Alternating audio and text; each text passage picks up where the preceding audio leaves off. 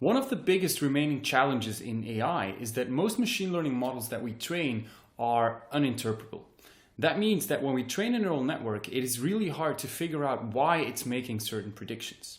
This is okay in most cases, but many applications like self-driving cars or healthcare or cybersecurity, they are very crucial and they require us to actually understand why an algorithm makes a certain decision. And so to address this really important issue of interpretability, I want to bring you guys a series where we will discuss how neural networks are learning and what they end up learning after training. So the first part of this series will focus on feature visualization and various ways that we can look into a network after it's been trained and actually look at what it ended up learning while training on some task. In the second part, we will look at various examples of how neural nets can be easily fooled to make the wrong predictions. So here we will talk about adversarial examples that clearly show that even though these networks are loosely inspired by how our brain works, there are clearly some very different things going on. And then in the final part, I will cover a few very recent papers that discuss the trade-off between memorization and overfitting versus generalization strength on unseen and new data, and how all of this relates to the learning process that's going on in neural networks. Are you ready to dive in deep? My name is Xander, and welcome to Archive Insights.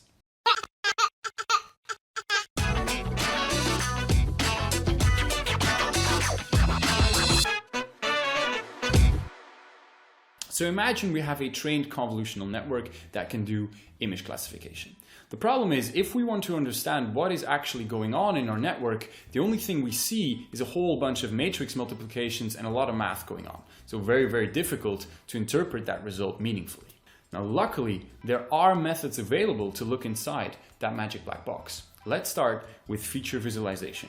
So the simplest thing you can do for feature visualization is simply look at your network after training, feed it a whole bunch of images, and then look at the activations inside your network. If we take one specific neuron out of our network, for example, and we feed a bunch of images through our network, most of the times this neuron will not fire. But in some cases, when a particular pattern is present in the input image, our neuron will fire, and we call this an activation. And basically this neuron is saying, hey guys, I saw a very particular pattern in the input and that might be useful for classifying this image in a given category. So take a look at these images, for example. What we've done here is we've taken 4 neurons inside a deep neural network, and then we've looked at all of the training data images and we selected 9 images for every single one of those 4 neurons that maximally excite those neurons. And from these samples, we can already get a really good idea of what a neuron is trying to detect. And so before we go any further, I want to note that this approach is not only limited to visual features. So in this fantastic blog post, for example, by Sander Dieleman, who now works at Google DeepDream, a very similar thing was done for audio. Let's take a look. So the whole goal of this project was to see if you can use deep neural networks to do music recommendation. So traditionally, music recommendation is done with what we call collaborative filtering.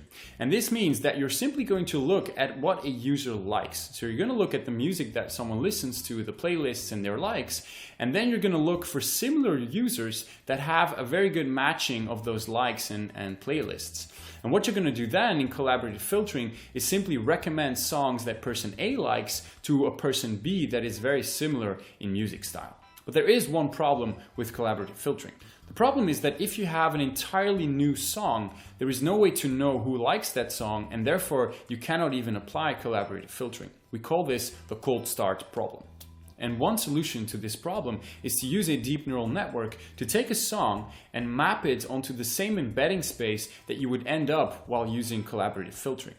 And so the whole idea is that you take your song in audio form, you map it onto a spectrogram, which basically transforms your audio file into an image, and then you use a deep convolutional neural network to map that image to an embedding space that you would get while using collaborative filtering.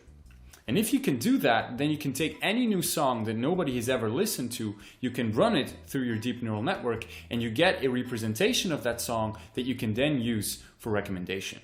And it turns out that if you train a deep neural network to transform an audio song into the same embedding that you would get using collaborative filtering, that this deep neural network learns some very interesting features that are present in audio. So here we're going to do exactly the same as for the visual features. We take one specific neuron and then we're going to run a whole bunch of songs through our network, and we're going to look at which songs maximally excite our selected neuron. So the first feature on the top left, for example, learns to recognize women singing vibrato tones. If you listen to a couple of the samples here, this is very, very interesting because all of them have a very similar kind of feel to it, and you can sort of understand by listening what this neuron is trying to look for.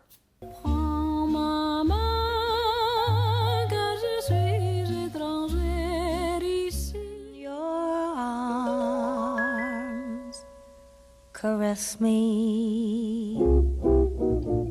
Another neuron here, for example, has learned to detect the drums in drum and bass songs. Hey brother, hey brother.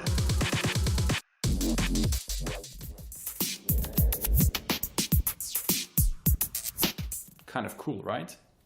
So while these examples give us an intuitive idea of what a network is trying to learn, it can be a little bit confusing. Because if we look again at these examples here, if you look at the dog faces, for example, well, it's kind of hard to tell. Is this neuron trying to detect dog faces, or is it simply triggered by a pair of eyes? And take the one image on the right, for example, is that one looking for a sky in the background, or is it detecting buildings in front? There really is no way to tell for sure. If we want to figure out what our network is really learning, we'll have to do better. So one of the first influential works on feature visualization was a paper by Matthew Zeiler and Rob Fergus in 2014. So what they did is they trained a normal CNN to classify images, but at the same time they also trained a backward-looking network that tried to visualize what the features were learning. So here's how it works. You run an image through your convolutional network, but for every activation of a single layer, you're simply going to take that activation and use it to reconstruct the activation of the previous layer. We call this a deconvolution operation. You can train this with normal gradient descent using a very simple reconstruction loss. So to visualize a given feature after training, all you have to do is feed an image to the network, pick one activated neuron, then set all the other activations in that layer to 0, and use the trained backward network to map that feature all the way back to the input pixel space. So instead of visualizing examples of images where a certain feature must be present, using this technique we can really focus and accentuate the specific parts of an image that activate a chosen neuron. And this gives us a much more detailed view of what's going on. So let's have a look at some visual results. So here we can see a bunch of layers from a deep convolutional network being visualized, where the first stack of images shows the reconstruction in the input space, and the second stack shows the actual images that were fed to the network. So in here we can already see a lot of what's going on. We can see that the first layers in the network, they detect very simple things like lines and edges. And then the consecutive layers, what they do is they build on top of those very simple features, and they build more complicated structures. And all the way at the end of your network, you have very complicated feature detectors that are combining all the information from the previous layers. And these things are detecting features that are very useful to classify our images into the final output labels. I want to note, however, that using this technique, you have to feed an input image to the network. So there is no way to visualize a feature without feeding it a specific input image. Now, since the very early work on feature visualization, there have been a couple of very successful new techniques. One specific approach uses gradient descent itself on the input pixels to generate images from scratch that maximally excite a chosen neuron. Let's see how this works. So we start out with a randomly generated image. So every single pixel here is a random number. And then we're going to feed our image through the network. We're going to pick one specific neuron that we want to activate, and we're going to compute the gradient using backpropagation. And basically this says, well, how should I change the pixels of this image to activate that neuron a little bit more? And so by adjusting these input pixels with respect to the gradient of that specific neuron, if we loop this for a couple of times, we can actually generate an image from scratch that is very, very good at activating that specific neuron. So here we can see an example of what happens when we do that for a couple of thousand iterations. And so the main difference here is that we don't need an actual input image. We can simply pick a neuron and then generate an image that would maximally excite it. And by being a little bit creative, we can also create images that minimize the activation of a given neuron. So here you can see a couple of results where on the left side, there are images being generated that minimally excite this neuron. On the right side, we try to maximize its activation. And then in the middle, you can see examples from the training set that do both of these things. So the results here are really interesting to look at. And going a little bit further, we can even generate images that excite two neurons at once. Really cool, right? And now before we go on, I want to mention that even though these generated images, they look really nice and you can sort of feel what the neuron is looking for, actually generating these images is not as easy as it sounds. It's not just backpropagation. There is a whole bunch of different regularization techniques that have been tried, and it's mainly these regularization techniques that affect the way that your final generated image will look like. So for people that are interested in knowing more about the technical details, I would definitely recommend to check out this blog post by Distill because it is amazing. All right, so all of this work on feature visualization has led us to this very common and intuitive understanding of what deep neural nets are doing. The first layers, they recognize very simple patterns in the input data, and then as you progress through the layers of your network, all of those very simple features are recombined in different ways by the neurons in the next layer to get to more and more complicated feature maps.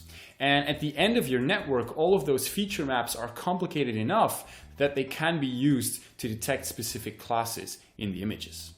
And so over the years, a lot of people have been working on feature visualization. And I want to highlight one specific work that I found really cool. It's the Deep Visualisation Toolbox. And so you can go to their GitHub page, and basically what they built is a system that you can use to analyze what a deep neural network is seeing in real time. So you can hold a couple of things in front of the camera and you can actually look at all the different layers in that network and see their feature activations in real time as the network is analyzing the input images. A couple of really interesting things to notice is that here, for example, we can see that the network learned to detect text in images. But an interesting note is that it was trained on the ImageNet dataset, which doesn't have an output label for text. So what this means is that our deep neural net has learned to recognize text in images, even though that text itself is not an actual output class. And so it turns out that if you look at the training data, text is actually very useful to predict classes like bookcases or traffic signs, and being able to find text in an input image can be very useful to label such images. And to finish off, I want to show you guys one cool example of what you can do with feature visualization. Let's look at this very cool project by a Google engineer called DeepDream. And so what happens in DeepDream is that you take an input image and then you're going to feed it through the network, pick a couple of specific neurons, and then you're going to use gradient descent on your input pixels to gradually adjust the image in order to activate those chosen neurons as maximally as possible. We see here, if we start by picking neurons in the lower layers, that we actually get enhancement of those features that the first layers are detecting. So very simple things like edges and lines. But if we pick features in the higher layers, we can start recognizing specific objects like faces and eyes suddenly appearing inside the image. And that's why they call it DeepDream. And so you can see that by picking features, visualizing them, and messing around with the code, you can create some pretty cool examples. All right, so let's recap what we learned. If we take deep neural networks and we train them using backpropagation on some data set, they end up learning very simple features in the first layers, and then consecutive layers will start recombining those features until we get very complicated feature representations that can be used for the task it is trying to learn. The easiest way to visualize features is to just look at training examples that maximally excite a chosen neuron. A better way is to generate images from scratch using a gradient signal to maximally excite a chosen neuron. And the advantage here is that you don't have to deal with all the correlations in your input data. You can just visualize a feature itself. But when doing this, regularization is key. All right, so that was it for feature visualization. In the next episode, we're going to have a look at adversarial examples. And these are images that we can generate But when we give them to a neural network, they get completely misclassified into the wrong label. And while this is not exactly what we're hoping for, these things can give us some very interesting clues on how we can still improve these neural networks. I thank you all very much for watching, and I hope to see you again in the next episode of Archive Insights.